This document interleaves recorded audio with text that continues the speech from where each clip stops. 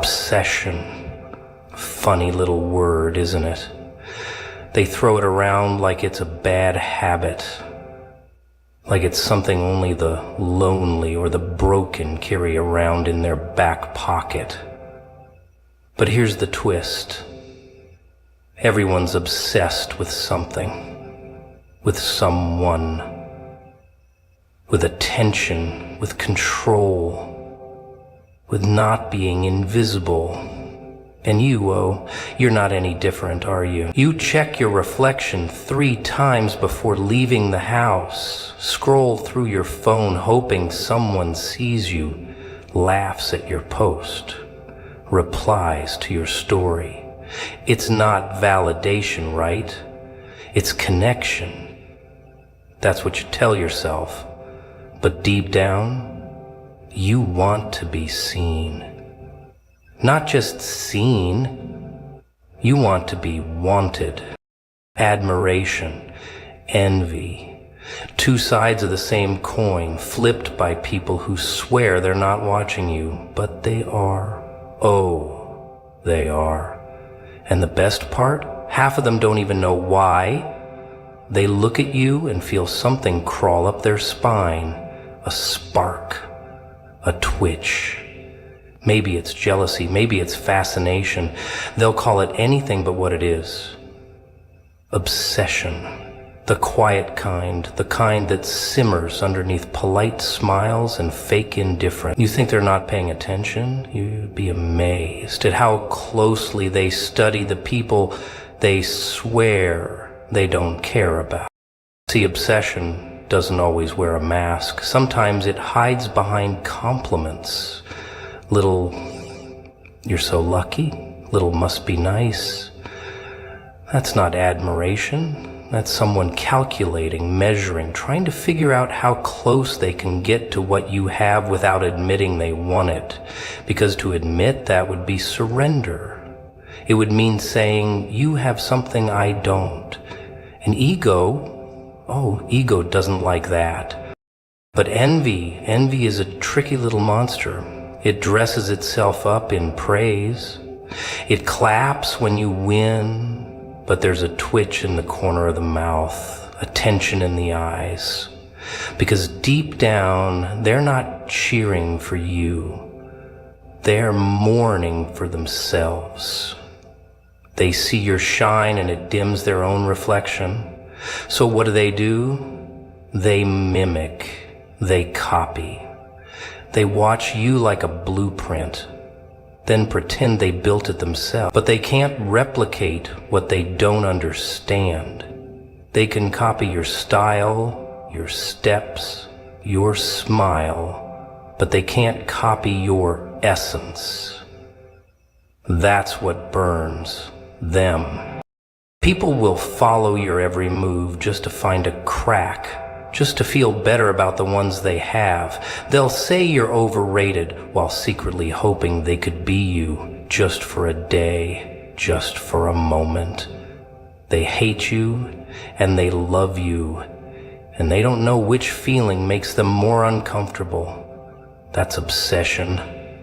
It's not romantic. It's not poetic. It's messy. It's ugly. It's people orbiting you like moons, pretending they're not caught in your gravity. And they'll talk. Oh, they'll talk. They'll pick you apart in rooms you'll never walk into, not because you did anything wrong, but because you did something they couldn't. Maybe you walked away. Maybe you stayed calm. Maybe you loved yourself out loud when they were still at war with their own reflection. Whatever it is, it set them off, made them itch.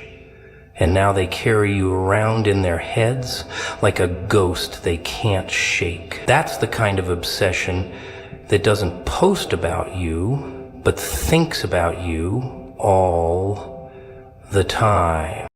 They call it harmless, just curiosity, just scrolling, just checking in. But that little voice in their head, it's louder than they let on. Why do they have that? Why do people like them? Why not me? And those questions dig deep. They rot from the inside, because when you become the measuring stick, people start cutting themselves just to match your height. And they'll blame you for it. Oh yeah, somehow it'll be your fault they felt small. Not their comparison, not their insecurity. You. But the funniest part, some of them don't even realize they're obsessed. They think it's just coincidence, that they stumbled across you again by accident, that they brought you up in conversation without meaning to. They don't know they've been orbiting you for months, maybe years. Like a song they can't stop humming but swear they don't like. You're in their head.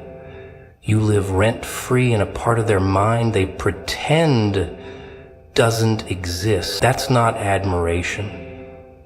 That's not inspiration. That's obsession. With a mask on. They'll watch you grow, evolve, fall, rise, break, rebuild. And through all of it, they won't be able to look away because you remind them of something they want or something they fear or someone they could have been if they weren't so damn afraid to try. You trigger them, not because you're doing something wrong, but because you're doing something real, and real is rare. Real is threatening. Real makes people feel things they don't want to feel. And when they feel too much, that's when obsession is born. Notice me. That's what everyone's really saying underneath the small talk, the selfies, the status updates. They'll never admit it out loud, of course, too messy, too needy, but deep down, that little whisper's always there. See me, hear me, feel something because of me. People crave attention like it's oxygen. Doesn't matter how strong they pretend to be, how cool they act, how indifferent they claim they are. Every single one of them wants to be noticed. Even the quiet ones. They say they like their space, that they're low-key, that they don't care who's watching. Lies. Careful, rehearsed lies. Everyone wants to feel like they matter. That when they walk into a room, something shifts, that their presence registers, that they're more than just background noise in someone else's movie. But in a world this loud, most people feel invisible. So what do? They perform. They shape themselves into something noticeable. They sharpen their edges. They soften their voice. They dress louder. They speak quieter. Whatever it takes to make someone stop and say, you. But it's not always desperation. Sometimes it's subtle. The way someone lingers in your orbit hoping for a glance. The way they drop just enough of themselves into a conversation so you'll pick it up. The way they leave traces of themselves everywhere, comments, reactions, little inside jokes they hope you'll catch. Obsession doesn't always shout. Sometimes it just sits there in the shadows, hoping you'll turn your head, hoping you'll choose to notice them the way they already notice you. And the worst part? People crave that attention, even when it comes from the wrong places, even when it's hollow, even when it hurts, because feeling seen, even by someone toxic, is still better than feeling invisible. So they settle, they chase, they cling to breadcrumbs like it's a banquet, and they tell themselves it's love, it's chemistry, destiny, but really, it's just starvation. Emotional starvation. And when you're that hungry, even poison starts to taste like food. You think you're above it? That you're immune? No one is, even the ones who say, I don't care what people think. That's a costume. a lie they wear to hide how badly they want someone, anyone, to give a damn, to ask, how are you really, and not flinch at the answer. They post quotes about not needing anyone while checking their notifications every 5 minutes. That's the game. Pretend you don't care, while silently begging to be noticed. And when someone finally does notice you, really sees you, it changes everything. Even if they never say it out loud, their eyes betray them. Their silence screams. The way they look at you a second too long, the way they bring your name up in rooms where you're not present, the way they remember little details you don't even remember saying, that's obsession in its purest form.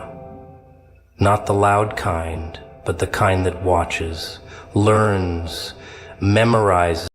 The irony? Sometimes the person you're so desperate to be seen by is the one secretly obsessed with you. But pride gets in the way, ego, fear. So instead of connection, you get distance. You both orbit the same truth, but neither of you wants to crash into it.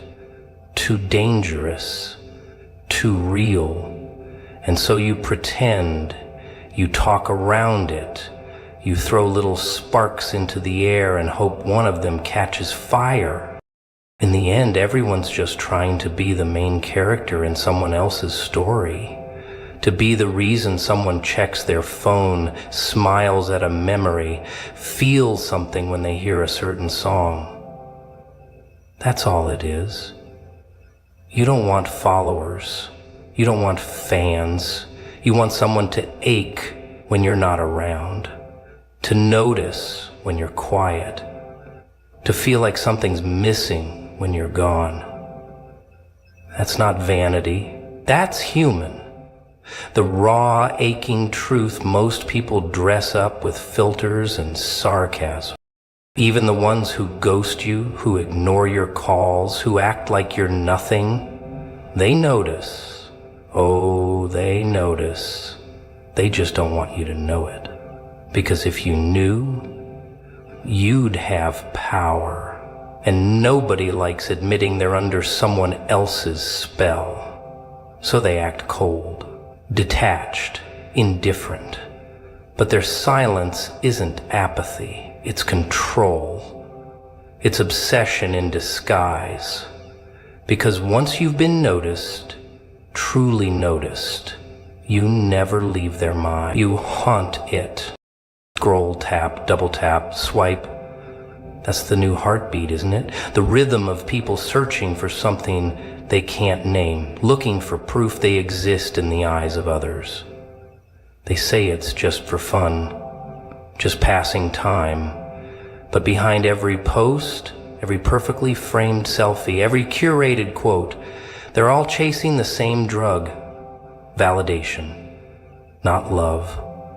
Not connection, not even approval really, just that little hit of attention, that tiny flicker that says, you see me right. It's not addiction to the app. It's addiction to being seen. The funny part is, they'll lie about it. Say they don't care how many likes they get, then refresh their feed every 5 minutes. They'll say, I post for me, while choosing filters for 10 minutes straight, adjusting lighting to make life look prettier than it feels. They'll say, it doesn't matter, but you can see it in their eyes when the notifications don't come. That's silence. That's withdrawal. That's the sound of someone wondering if they're still relevant. Still wanted, still enough. This isn't connection, it's currency. Emotional stock market. Your worth measured in hearts, comments, and followers. And the minute that number drops, panic. As if existence itself starts fading the moment you're not being watched. And that's the sick part. People aren't just sharing anymore. They're performing, selling versions of themselves, one post at a time. Not who they are, who they want to be seen as, and the audience, obsessed with your highlight reel, while their own life feels like static. You don't even need to say anything now to be obsessed with someone. Just watch them. Watch their stories, watch their likes, zoom in, rewatch, reread. You can know someone's routine better than their own family just by lurking. People study people now, quietly, secretly. They call it just checking in, just curious. But behind that curiosity is something darker. They compare. They fantasize, they judge, they try to find flaws so they can feel better about their own. That's not casual interest. That's obsession. That's obsession. That's emotional surveillance. And what's worse, you know they're watching. Even when they don't say anything, you can feel it. The ghost views, the silence that feels heavy, the people who never interact but somehow know everything. It's not your imagination. They're there, always watching, never engaging, because obsession today doesn't knock on your door. It scrolls in the dark and says nothing, and that silence, it's not harmless. It gets in your head, makes you question things. Should you post more? Should you be more like them? Are you too much? Not enough? Suddenly, your self-worth is on the auction block, and the bidders, strangers who don't even know the real you, just the version you crafted carefully, hoping someone would say yes. That's worthy.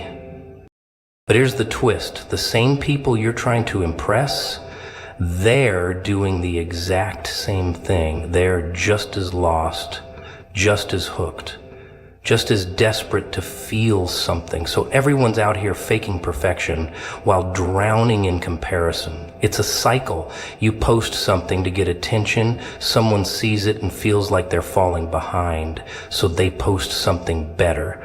Then you see theirs and feel like you're not enough, so you post again. Round and round. No one's winning, just clapping for each other's masks. It's not just about being liked, it's about not being forgotten, about leaving some kind of mark, even if it's just a digital echo. People don't want to disappear. That's the fear, that if they don't post, don't speak, don't show up in someone's feed, they'll vanish like they never mattered in the first place. So they keep posting, keep performing, keep feeding the algorithm with bits of their soul. And the obsession, it doesn't end when the phone goes dark. It lingers.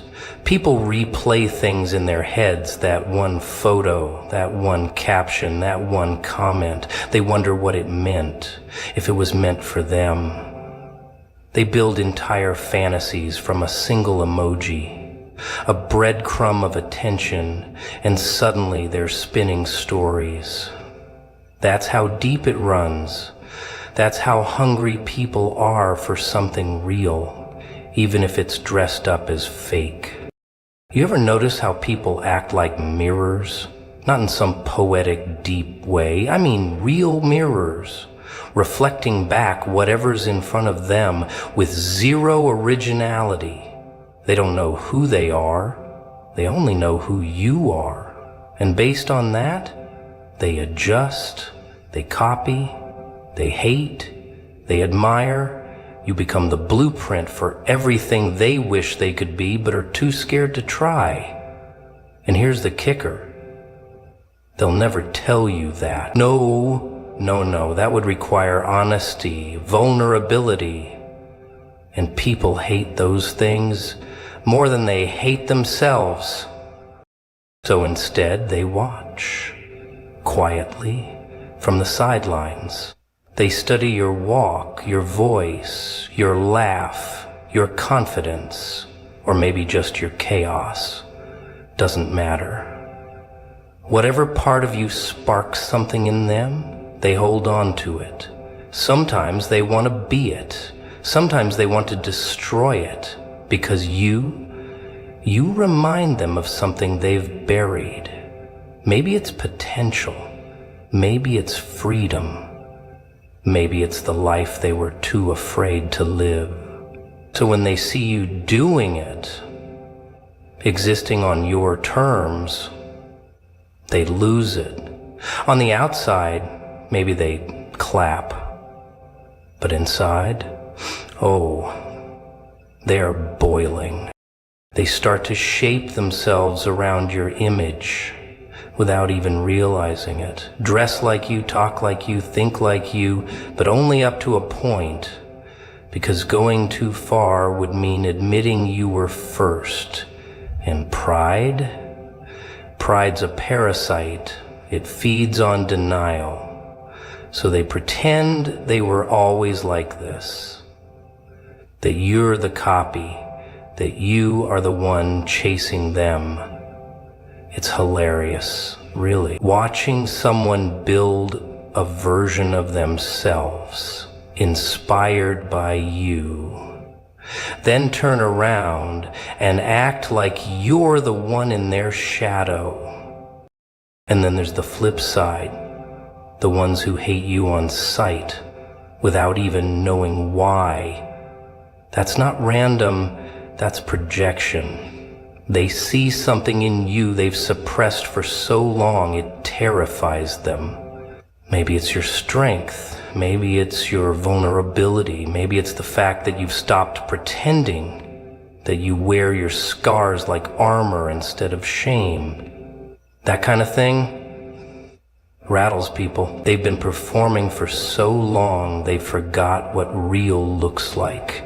And when you walk in unfiltered, unapologetic, unashamed, they can't handle it. So they mock, they minimize, they whisper, not because you're wrong, but because you're real. And real is dangerous in a world built on illusion. Real forces people to confront themselves. And nobody likes what they see in the mirror if they've been lying to it their whole life. So you become the enemy, not because you hurt them, but because you remind them they're not living. That's the kind of obsession that breeds quietly, ferments, festers, becomes resentment with a side of curiosity. And maybe, just maybe, there's someone who watches you and can't decide if they love you or hate you, if they want to be you or break you. That's the most honest kind of obsession, the kind that pulls them apart from the inside. One minute they're inspired, the next they're insulted by your existence. Like, how dare you be so free, so bold, so you, when they've spent years being what everyone else expected. Your truth is their threat. You don't even have to try. That's the worst part for them. You just show up, be yourself, and suddenly people spiral. That's the power you didn't ask for but somehow still carry, the unintentional fire starter. You don't light the match. They're already soaked in gasoline. All you do is breathe near them, and boom, inferno. And through all of it, they'll never say it out loud, never give you the satisfaction of knowing you've altered them. But look closely, you'll see the traces in the way they echo your words, in the jokes they steal, in the changes they make to look more like something you'd notice. They become walking parodies of you without ever giving credit. That's not coincidence. That's obsession. The quiet kind, the dangerous kind, the kind that builds entire identities off someone else's shadow. People always say they want honesty, the truth, the real deal, but they don't, not really. What they want is a truth that flatters them. A version of reality that doesn't sting too much, that lets them keep their delusions neatly folded and untouched in the corners of their minds. Because the real truth, it's messy, ugly, uncomfortable. And you, yeah, you represent that truth. Not because you say it out loud, but because you live it. You breathe in authenticity and cough it back into a world full of liars, trying to convince themselves they're whole. And that drives them mad, because you're a walking contradiction to their performance. They see you existing in a way they gave up on years ago. You don't shrink. You don't apologize for the space you take. You don't shape-shift to keep everyone comfortable. So of course they're obsessed. You're doing what they can't. You're being what they're not. And that's unforgivable in their little world of masks and filters and carefully edited personalities. They start with mockery, sarcasm, passive aggression. They'll say you're too much, too loud, too intense, too emotional, too unpredictable. They love that word, too, because it makes them feel safer. Makes them feel superior. It puts you in a box they can label and ignore. But really, that word's just a confession. A confession that your presence makes them feel small, because your authenticity exposes their lack of it. And here's the twist. Half of them don't even know they're obsessed. That's the beauty of it. They think they hate you. Think you're annoying, think you're arrogant, but they watch you closely. They pick apart your words, analyze your silence, create entire stories about you in their heads. That's not hate. That's fixation dressed up as judgment. That's obsession with a mask on, smiling through clenched teeth.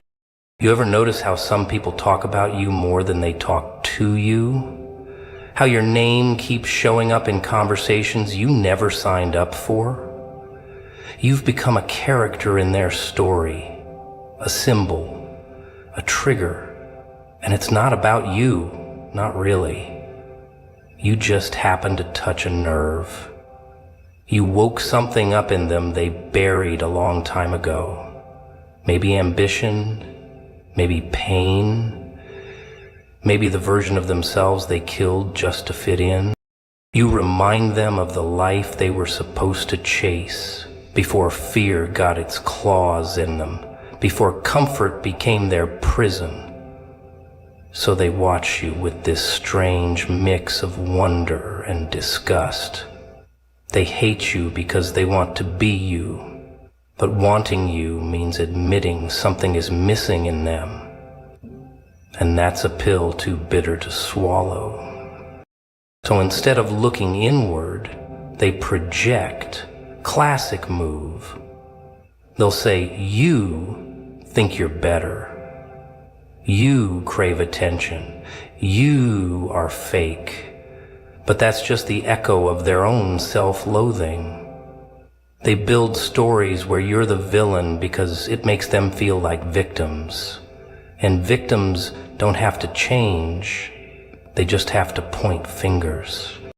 Some of them try to mimic you, Oh, they'll never admit it, but you'll see it. The way they start dressing a little like you, talking a little like you, sharing quotes that sound suspiciously like something you said 3 weeks ago.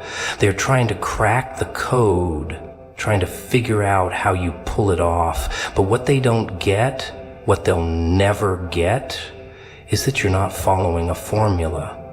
You're just being. And that kind of freedom, you can't fake it. And when imitation fails, they escalate. They'll try to cut you down, call you delusional, say you're full of yourself, anything to clip your wings, because watching you fly while they stay grounded, that's unbearable. They'll do anything to bring you down to their level, just to feel balanced again. But deep down, they know the truth. They know that no matter how much they bark, they're still behind the glass. Watch. They know you're not obsessed with them, and that kills them. They want to matter to you. Want to be a blip on your radar, because if you noticed them, it would validate their obsession. It would make their feelings less pathetic. But you don't. You move on. You live. And they stay stuck, spinning stories in the dark, waiting for a moment that never comes. Do you ever notice how quiet people get when they think they've got something on you? Like really quiet, the kind of silence that hums. They sit back, smirk tucked neatly behind their teeth, waiting for the moment you fall, slip, crack, so they can step forward and say, "See? Knew it all along." That's obsession too. Not the kind you read about in sappy poems or hear in songs. No, this one's darker, more patient, the kind that clings to your flaws like souvenirs. See, some people don't want to love you. They want to prove you wrong. They watch you, not to admire, but to catch you. Like you're some magic trick they're desperate to figure out. You walk in, glowing with whatever madness makes you, well, you. And suddenly their whole day's about you. Not that they'll admit it. That would mean you matter. That would mean you've got space in their head rent-free. So instead, they pretend to ignore you while memorizing every move. They call you lucky, call you fake, call you unstable. Anything to rewrite the story into one where they're not the ones on the outside looking in. But it's written all over them, isn't it? That quiet twitch when you speak, the tight smile when someone praises you, the questions they ask that aren't really questions, just traps disguised as curiosity. And you let them stew. Not because you want to be cruel, no. It's because you've seen this game too many times to be fooled by it. The same script, different faces. People who can't stand to see you shine without their permission, who mistake your survival for arrogance, who think being loud about your scars means you think you're special. Here's what they don't get.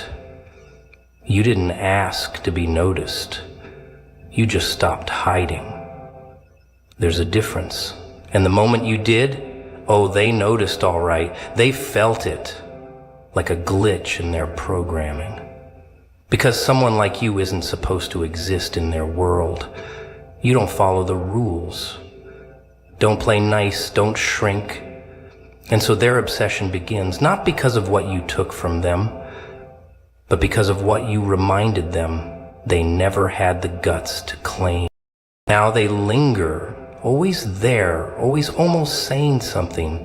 They scroll through your life like it's a crime scene, trying to find the clue that proves You're not real, not strong, not stable. But what they'll never admit is this: they want to be you, want to feel what you feel, want to live out loud the way you do, but they're trapped in a version of themselves they can't escape. And every time they see you, it's like holding a mirror up to that prison.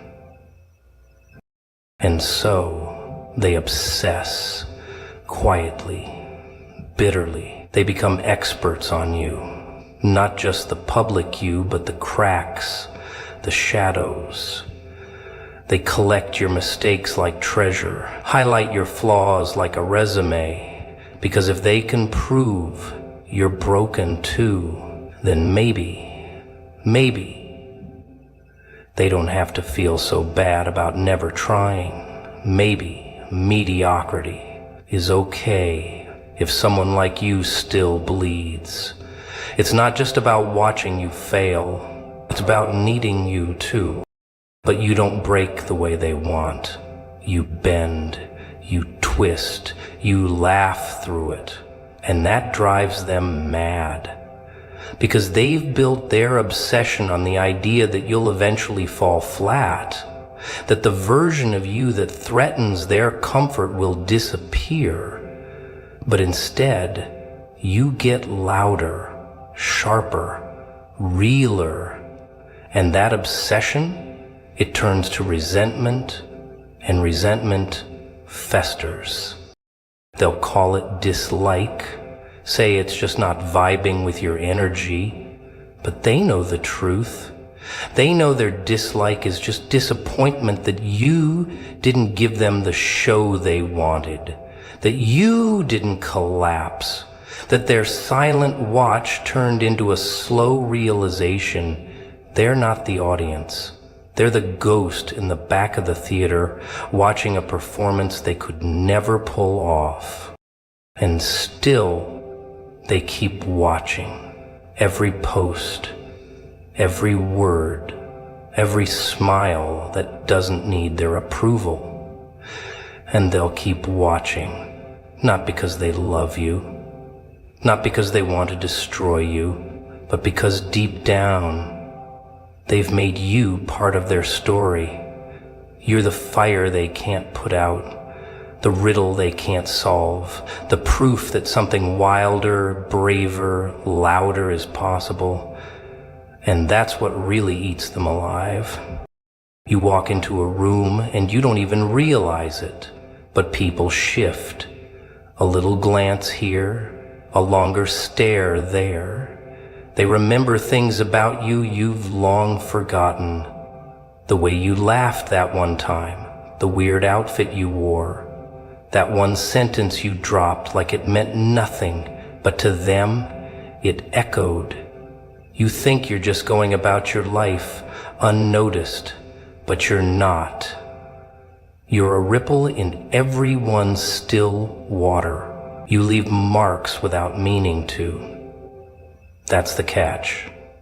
Most of the time, you won't even know who you've reached, who you've rattled, or who's secretly trying to become or undo you. It's funny, isn't it?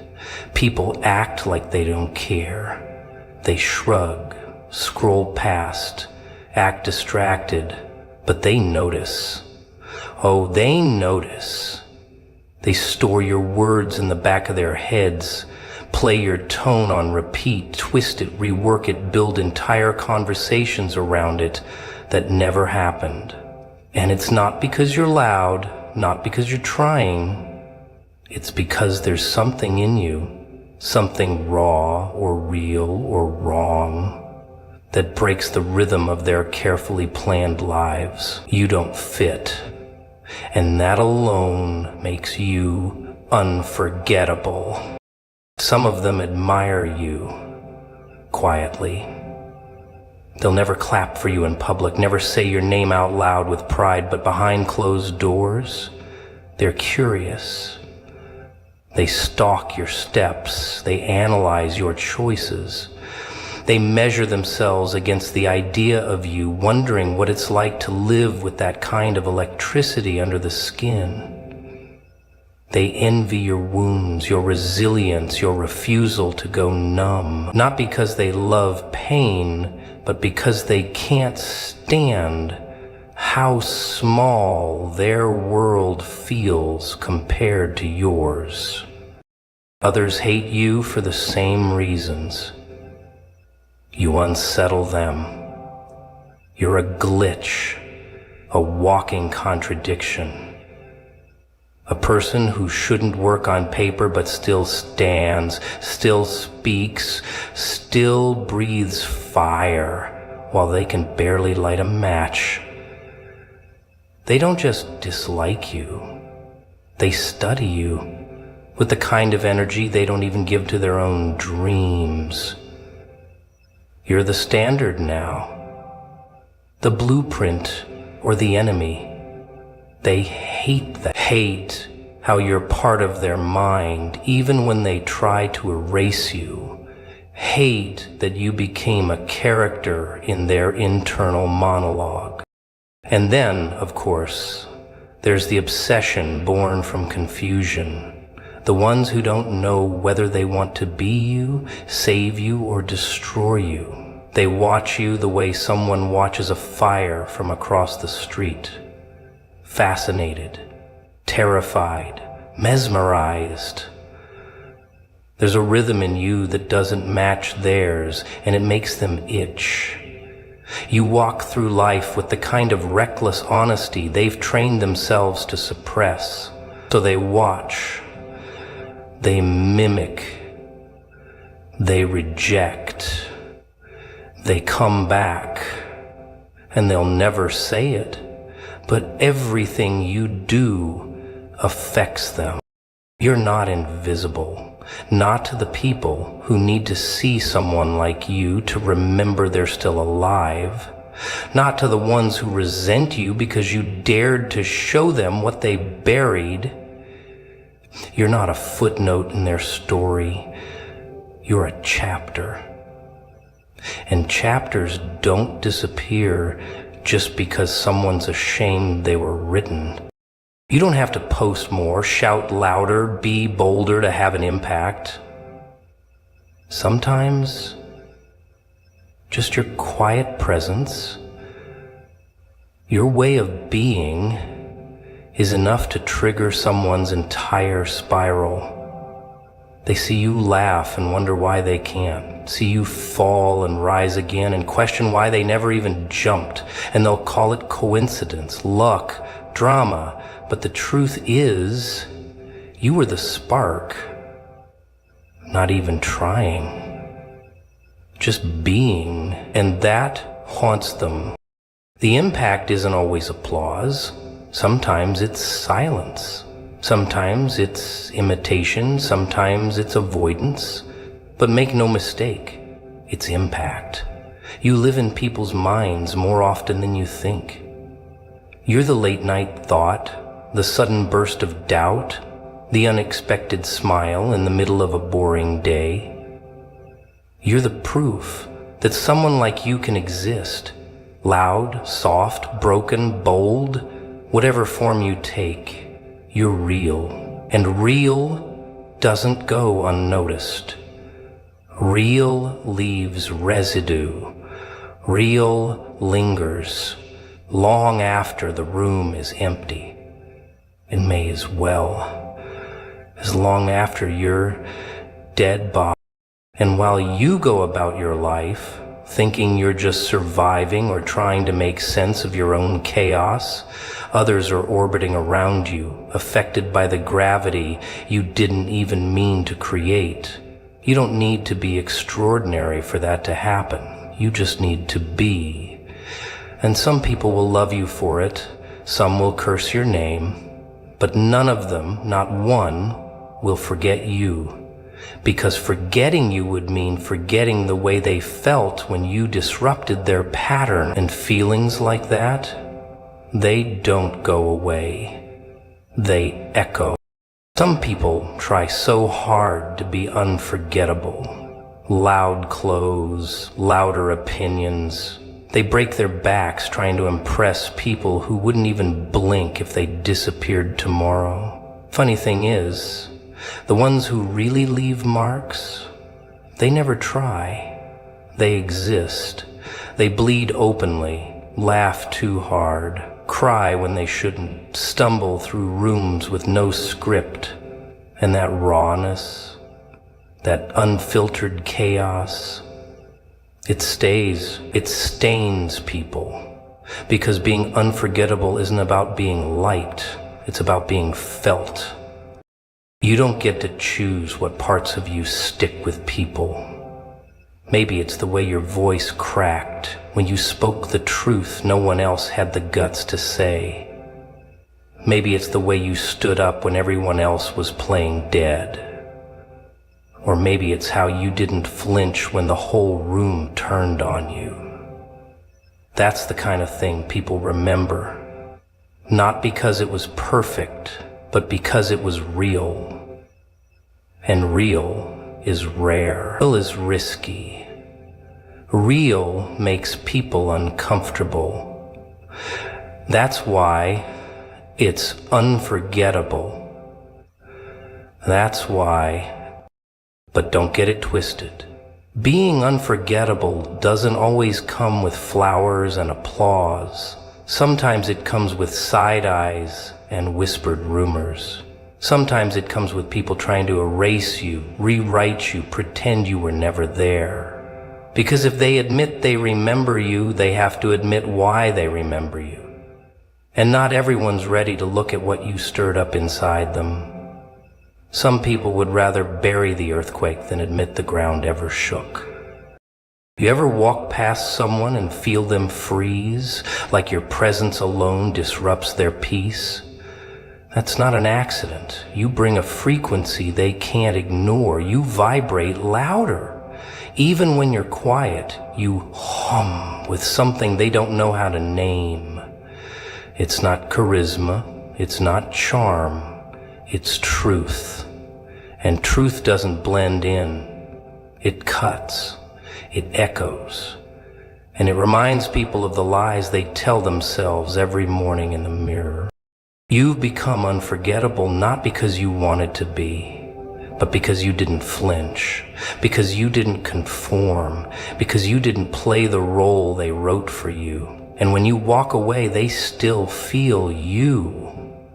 In the questions they suddenly can't answer, in the silence that follows a joke that used to land before you showed up and changed the mood, in the way they hesitate before posting, speaking, choosing. Because now there's you in the back of their mind haunting them with your refusal to pretend. Some will idolize you, copy your walk, your voice, your rage, your rhythm. Others will resent you for the same damn reasons. But both are proof that you matter, that your existence landed, that you're not just scenery in someone else's story. You're the plot twist, the line they underline in the book, the scar they trace when no one's looking. They won't always admit it, but you affected them. You changed the temperature in the room, and that kind of impact doesn't fade with time. It burns in.